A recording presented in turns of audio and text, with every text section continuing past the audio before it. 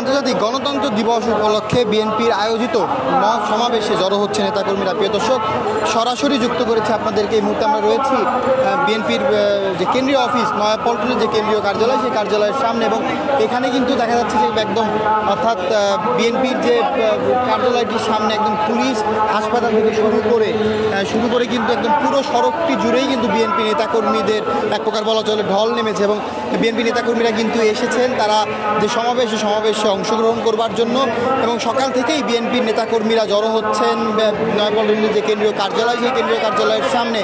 এবং আজকের এই সমাবেশে মূলত বিএনপির যে কেন্দ্রীয় নেতৃবৃন্দ যারা রয়েছেন তারা বক্তব্য রাখবেন। সভাপতিত্ব এই আন্তর্জাতিক গণতন্ত্র দিবসের যে সমাবেশ, সেই সমাবেশে সভাপতিত্ব করবেন বিএনপির মহাসচিব মির্জা ফখরুল ইসলাম আলমগীর, এবং প্রধান অতিথির বক্তব্য রাখবেন ভার্চুয়ালি লন্ডন থেকে যুক্ত হবেন বিএনপির ভারপ্রাপ্ত চেয়ারম্যান তারেক রহমান।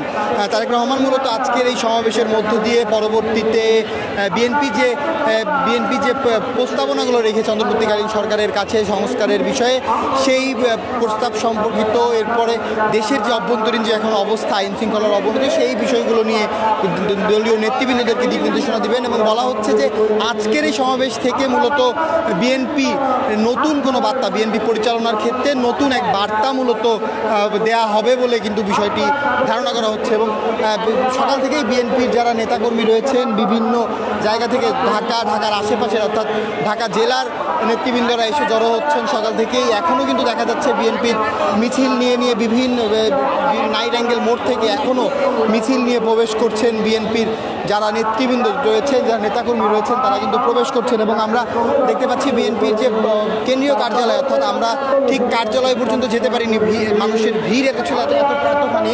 আমরা ঠিক ঢাকা কাকরাইল মোড়ের ঢাকা ব্যাংকের সামনে অবস্থান করছি, এবং কার্যালয়ের সামনে পর্যন্ত কিন্তু একদম উপচে পড়া ভিড়, যেটাকে বলে কেন্দ্রীয় নেতৃবৃন্দরা মঞ্চে উপস্থিত আছেন। ইতিমধ্যেই দোয়া মাহফিল হচ্ছে, অর্থাৎ এই দোয়ার মধ্যে একটু পরপরই কিন্তু আসলে বিএনপির যে মূল আনুষ্ঠানিকতা, সেই আনুষ্ঠানিকতা শুরু হবে। তার কারণ পূর্ব ঘোষিত যে কর্মসূচি, অর্থাৎ আজকে সমাবেশের সময় নির্ধারণ করা হয়েছিল 2টা 30 মিনিট। 2টা 30 মিনিটের মধ্যেই তারা আসলে দোয়ার আয়োজনটি করেছে, এবং বলা চলে কিছুক্ষণের মধ্যেই বিএনপির কেন্দ্রীয় নেতৃবৃন্দরা বক্তব্য রাখবেন। এবং সেই বক্তব্যের মধ্য দিয়ে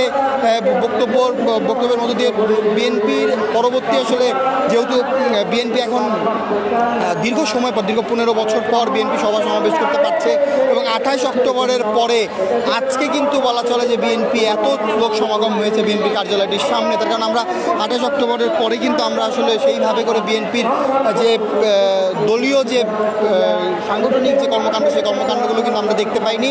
তার কারণ 28 অক্টোবরের পরপরই কিন্তু বলা চলে যে বিএনপি বিভিন্ন নাশকতা, পুলিশ হত্যা মামলা সহ বিভিন্ন মামলাতে বিএনপির নেতাকর্মী যারা ছিলেন তারা কারাগারে গিয়েছিলেন। বিএনপির কেন্দ্রীয় কার্যালয় সিলগালা করে বন্ধ করে রাখা হয়েছিল দীর্ঘ সময়।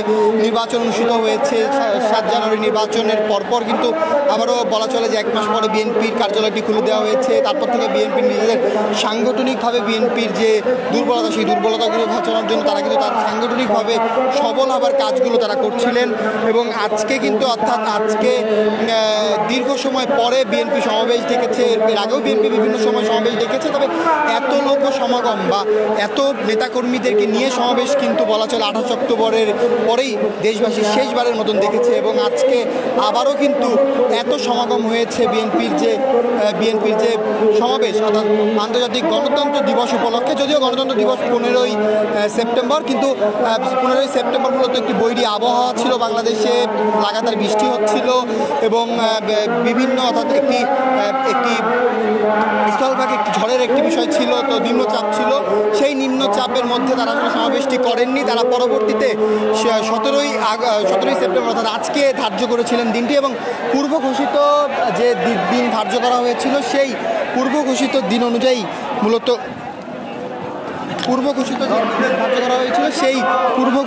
অনুযায়ী মূলত বিএনপির যে আজকের যে কর্মসূচি অনুষ্ঠিত হচ্ছে। এবং বিএনপির আজকের এই কর্মসূচিতে মূলত বিএনপির ভারপ্রাপ্ত